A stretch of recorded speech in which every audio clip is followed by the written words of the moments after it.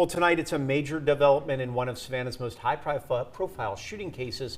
One of the 6 men charged in the 2024 Ellis Square mass shooting has now pled guilty. The shooting left 11 people injured and shook downtown Savannah. WSAV's Jillian Coles was the only reporter inside the Chatham County courtroom as the defendant accepted a negotiated plea deal. One of Savannah's most violent shootings happened right here in Ellis Square on May 18, 2024. The crime shocked residents and city leaders. Today, the case was back in the spotlight. Cesare Cooper, one of 6 people allegedly involved, took a negotiated plea. How do you get guilty or not guilty? Guilty.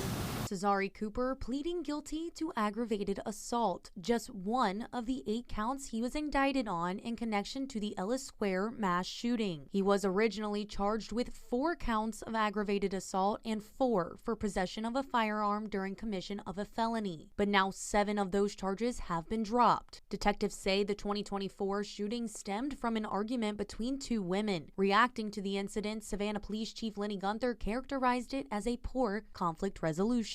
What we do have is groups of people, individuals, unfortunately young individuals, making poor decisions to resolve conflict through gun violence. 5 others were indicted in this case: Amari Harris, William Mitchell, Samira Kenny, Arike Street, and Jackery Porter. They face a total of 19 counts and are still waiting to learn their fate. Cooper's negotiated plea deal means he will spend less than 3 years behind bars. So counts 9 for 11 will be non-crossed, and counts 13 for 16 will be non-crossed. And so the defendant would plead guilty only to count 12 aggravated assault. The negotiated agreement is for 10 years with 2 years to serve and 8 years on probation. The 5 other defendants arrested in this case have been denied bond as they await a trial. WSAV will keep you updated as this is a developing story. Reporting in Savannah, Jillian Coles, WSAV News 3 on your side.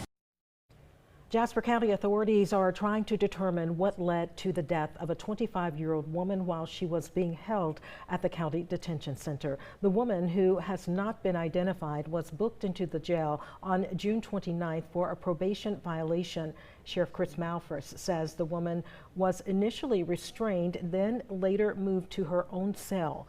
After she vomited, deputies took her to the hospital on June 30th. The sheriff says doctors did not find any physical problems and she was returned to jail. Mafford says she ate breakfast the next morning and was checked on regularly by detention staff. She was found unresponsive just after 8 p.m.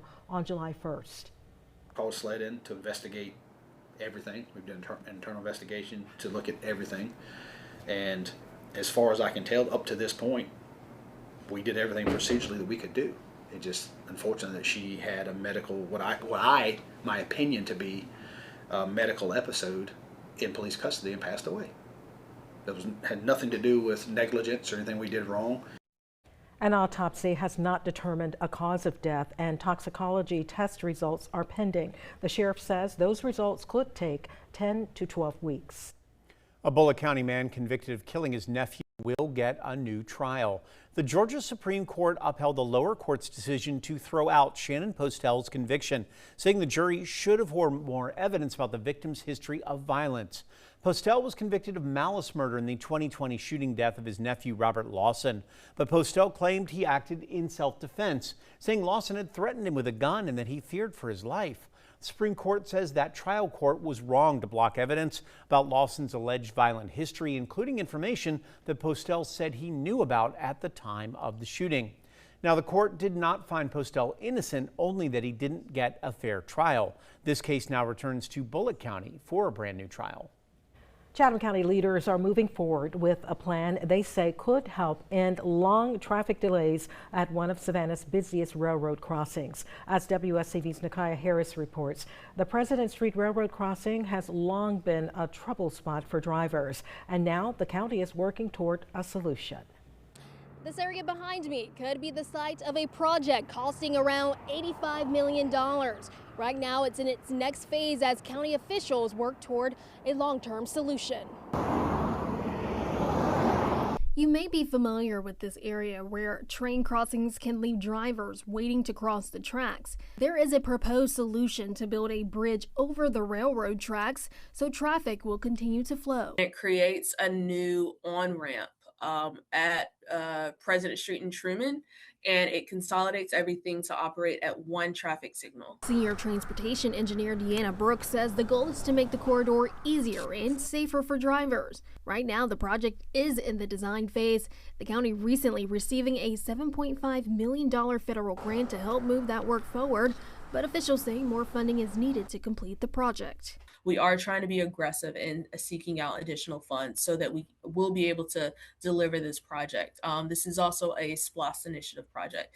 And so while the SPLOST funds aren't going to completely cover the price of the project, it will allow us to make a match and be more competitive when we go after grants to get this project done.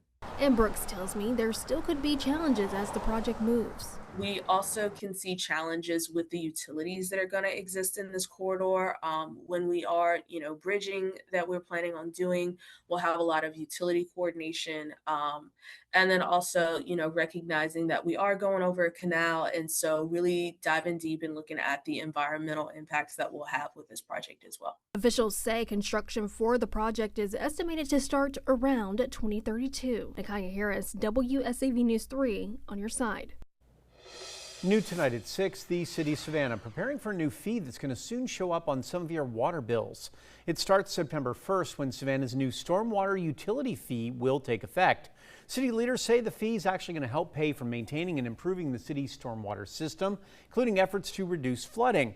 City officials believe residential charges will vary based on property size and other factors, and some eligible property owners may actually be able to receive credits to lower their cost. Residents have told us they want really more aggressive work in the stormwater space. We know that SPLOST cannot be used for maintenance. City manager and team looked across the country, high and low, and determined this was the best way for us to aggressively address our growing stormwater needs. Council approved it, and now we're ready to move on it. And so in the coming weeks, the city held 17 public meetings over the last 2 years to discuss the plan and gather feedback from residents. Van Johnson says more information will be included with your upcoming water bill. Back to school is an exciting time for students, but for some families, it can mean financial stress. That is why WSAV's annual Ready, Set to Go Back to School drive is here to make sure that students are prepared for the school year. WSAV's Ben Singer joins us live from Walmart Supercenter on Pooler Parkway with more on how you can help students succeed.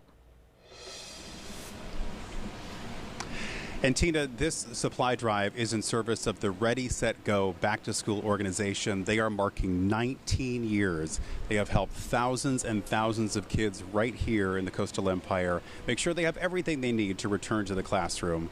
And this year we're hoping to serve 3,500 children. So we're looking for 10,000 packets that they're going to put together.